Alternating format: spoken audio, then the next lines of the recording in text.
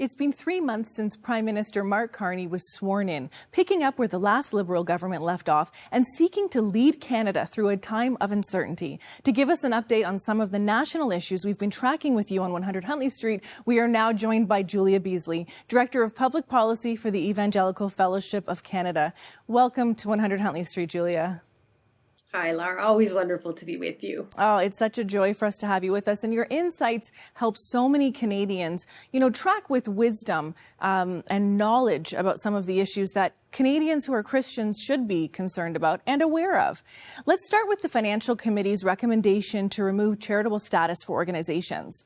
And it's organizations that advance religion and for organizations that provide pregnancy support services. So with this new government in place, do you think these recommendations will still hold? Tell us what you see going on. Yeah, so I think we talked about before how these recommendations are not binding. The finance minister isn't obligated to adopt them, but they are put forward for the government's consideration as they work on budgets. So whether it's an immediate threat or not, it is significant that this has been put on the table by the committee. And because the report was tabled before the election was called, it does remain on the record. Now, what we know at this point is that this change to charitable status, in particular advancement of religion, wasn't mentioned in any of the party platforms during the election. We didn't hear any of the parties advocating for it. It wasn't mentioned, actually neither was mentioned in the new Prime Minister's mandate letter, which is his list of priorities and instructions for cabinet ministers, or in the speech from the throne, which lays out the government's plans and priorities.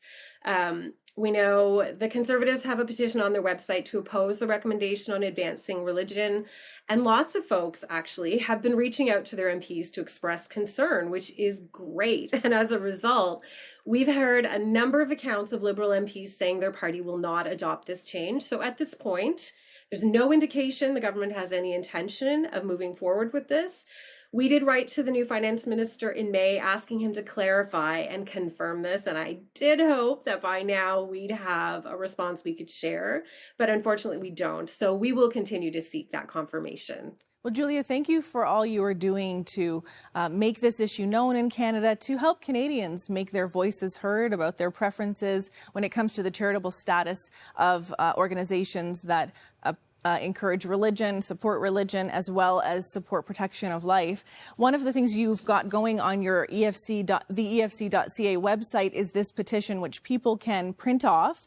It's a nonpartisan petition, and you can go to your church and have people sign it, and then you can send it into your local MP to say, this is an issue. We care about this. We want to hear. We want to get an answer on this. I think a lot of Canadians would just want it off the table and not brought forward in any way. But with a new federal budget expected in the fall, how can Canadians continue to respond to the Finance Committee recommendations? Do you think that recommendation will continue? It's hard to say, but the announcement of the fall budget does mean that those pre-budget processes have started again. So the Finance Committee is engaged in their pre-budget consultations, hearing from Canadians on their spending priorities. So we made a submission to the Finance Committee. The Department of Finance also does kind of a parallel consultation process. So we'll be responding to that at the end of the month. So I guess what I would say is, as these pre-budget processes are underway, it's a really good idea for concerned citizens to write, to call, to meet with their MPs, to urge them to support the charitable sector, to express opposition to these kinds of changes to charitable status.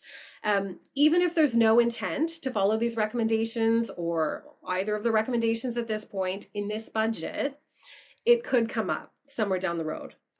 So this is another good reason to connect with your MP, highlight the good work religious charities are doing. The more MPs understand the benefit that religious charities and churches bring to their ridings, to their communities, the less likely we hope they will ever be to support this kind of proposal if it comes up again down the road. So you can read more about this issue, read our submissions and all kinds of things at the efc.ca/charitable status. That's great. Thank you, Julia. And I know there's also some form letters there that you can use to write to your MP about this issue, respectfully, kindly, but letting your voice be heard on what you care about as a Canadian when it comes to the charitable status of organizations that advance religion and protection of life. You know, another issue we've been tracking with here on 100 Huntley Street and working closely and listening to what the EFC has been sharing about it is Canada's medical assistance in dying legislation. You know, in March, the UN released a report on Canada's euthanasia laws. What did that report include? What did it say about the state of our laws? Yeah, so this was the UN Committee on the Rights of Persons with Disabilities. They've been doing a review of Canada's compliance with the Convention on the Rights of Persons with Disabilities. And it issued very, very strong critique of Canada's MAID regime in its concluding comments. It expressed extreme concern with the language, with Canada's expansion of euthanasia to people who aren't dying. So that's track 2 MAID. And recommended that Canada repeal it entirely, including the expansion of MAID on the basis of mental illness alone. They called out the inherent ableism in Canada's laws and also recommended that Canada not expand eligibility further to include mature minors or by advance requests. So this was so fantastic. We had made a submission to the committee back in January and made these same recommendations. So we, along with many others, were really pleased to see these strong statements and recommendations. We've written to the new ministers of Justice and Health, pointing to the UN Committee's recommendations and urging them to follow them. Julia, I just want to say thank you to the EFC for the work and advocacy you've done for many, many years about this issue. And it looks like there is a shift, something very positive is happening. At the same time, we know in just over a year and a half, the expansions for MAID for people with mental illness are supposed to take effect. So what can Canadians do in the meantime? How can they connect with their MPs?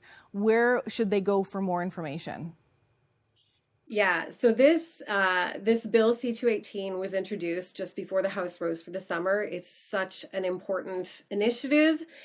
If this bill passes, it will stop MAID on the basis of mental illness alone. So the take effect date is March 2027, which seems like a long way off, but it does take months for legislation to get passed. We know we have a new parliament, 1/3 of the MPs are new. There was a very similar bill back in 2023 that was very narrowly defeated. So we are encouraging people to speak up again. This is a private member's bill. That means it's been introduced by an individual MP, not the government. And these bills can and sometimes do pass, but it's less common. So it needs widespread public support. So we again have some resources on our website at the efc.ca/C218 to help you engage. We have, for example, a one-page summary, talks about the bill, the issue, tells you who to contact, how you can find them, some things you might say. So this is something you can use yourself, share with your friends and family or at your church. We try to encourage people that 15 minutes of engagement can make a difference, right? 15 minutes to look up your MP online, to call the office and say, I'm really concerned about this. Please support Bill C-218. They care what you think. And the more they hear from people individually, personal communications, expressing support for this bill, the more likely they will be to give it a careful look. So this bill is likely to come up for debate and votes in the fall. This is an important window of time to make sure people are speaking up, to make sure that MPs know we care about this. Well, Julia, we know last time you joined us to talk about a private member's bill that was seeking to stop the advancement of MAID for those with mental illness. About, a couple of years ago when we started talking about this, Canadians spoke up. And, we know that the advancement of MAID for those with mental illness was delayed. And now we really need Canadians to continue to speak up on this new private member's bill. So I'm so thankful for those watching as you continue to please go to the websites Julia has talked about and make sure your voice is heard. Julia, thank you for this update. Thank you for tracking with us. And we look forward to having you back soon. And thank you for all that the EFC is doing to keep Canadians safe, thriving, and in unity. Thank you. Thank you for all your important work on this too. Thank you.